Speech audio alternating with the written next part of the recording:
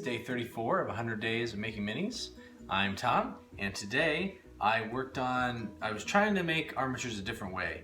I thought about doing this right before, somebody actually mentioned in the comments on another video that they were making their armatures using a soldering iron. This is something I tried a long time ago, but had no luck with it. I'm sure user error. But my buddy Trey swears by this, and there's a couple other sculptors I know that do it, and so I wanted to try it myself, especially because with some of the smaller miniatures I'm doing, I wanted to be able to have a little more control over the bulk that gets created in the chest by the way that I make my armatures.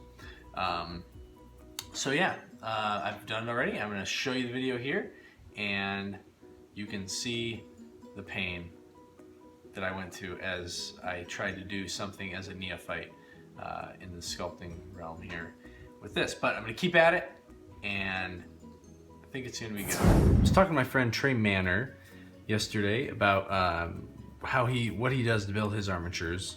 He showed me once a long time ago, and I knew he mentioned he does soldering. But last time I tried to solder armatures was a long time ago. It was back in college, and I had a lot of trouble with it. I'm not sure if it was because I was using galvanized steel wire or just didn't know what I was doing.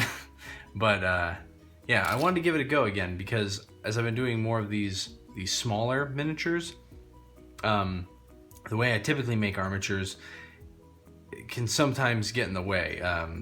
It creates a lot of bulk in the shoulder area, and when you solder, you minimize that because you don't have to twist the wire in tight, confined ways. So asked Trey what he recommended. This is what he pointed me to. This is a beading wire from Hobby Lobby. It's 20 gauge steel is what it's, or sorry, it's 20 gauge is what it says, and it actually just says gold wire. I highly doubt this is gold. For one, it's very hard. So, I mean, if it is, it's definitely a mix of some kind. But the other thing that's interesting, and when he told me 20 gauge, I was like, really? That's gonna be huge. Because I use 24 gauge steel, but if you put these up to each other, this one might be just a touch larger, but it's basically the same thickness as the 24 gauge that I already use. And something else that I was very interested to see, this is actually fairly easy to bend, which I don't mind. I mean, it's not like copper wire. It'll be stable when you make your armature, but this actually feels a little more rigid. I mean, it's still easy to bend. You can make curves and stuff, you know, it's not gonna stay perfectly straight or anything. But yeah, I'm interested to see if this will help things kind of stay in position a little bit better. Not that it's been much of a problem, but okay, so I'm gonna work on this for a little while and see where we can go, and hopefully, oh yeah, I'm borrowing a soldering iron from my uncle. Wanted to test it out before I went and bought tons of supplies and everything, so gotta be very careful. These things are super hot and don't want to burn yourself. So, all right, let's see how this goes.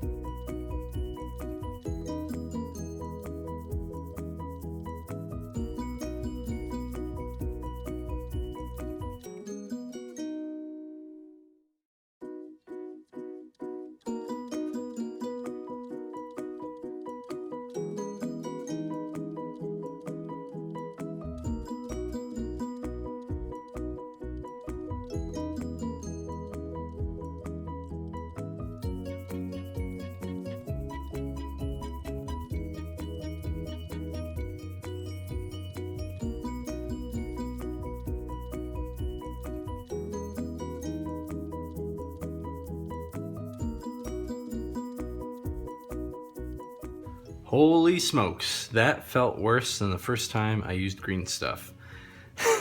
Not that I think it was bad, but it's been a while since I've fumbled with something so much. Cools off fast, that's good. I think it's pretty good, looks good. I don't know how long I should let it sit and rest before I start posing. I think I can do it pretty soon. But I'm gonna try and build a few more of these over the next week or so, just to get used to it. I think it has a lot of merit. It can be a really easy way to set up your proportions a lot more accurately. I don't know, I say that, but you know, I've been doing it for years with these, and it's totally fine. But there are definitely some benefits of doing it this way, and I can see how mass producing armatures for yourself, custom armatures, could be a little easier this way. So I just got to get used to the soldering iron, and man, I am definitely going to buy a full kit, something with a stand and a wiper, wiping sponge and stuff, because I had a little emergency where I had the thing heating up and I realized that it was starting to warp my mat here, and then I got a huge blob of solder on there accidentally, which you probably saw, and had to wipe it off, have my wife bring me a sponge or a paper towel, wet paper towel real quick to wipe it off. But yeah, so far so good, pretty cool. And yeah, I'm gonna see how this thing poses up and get started on another miniature. All right, that's it for today. See you tomorrow.